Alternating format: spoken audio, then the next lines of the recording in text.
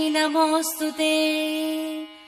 नमस्ते गरुडारूढे डोलासुरभयङ्करी सर्वपापहरे देवी महालक्ष्मी नमोऽस्तुते।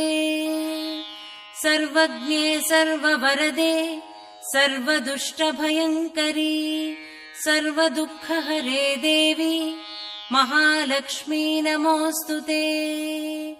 सिद्धिबुद्धिप्रदे देवी भुक्तिमुक्तिप्रदायिनी मन्त्रमूर्ते सदा देवी महालक्ष्मी नमोऽस्तुते।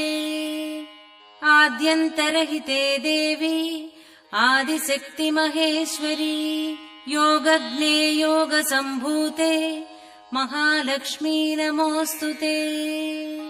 स्थूलसूक्ष्ममहारौद्रे महाशक्तिमहोदरे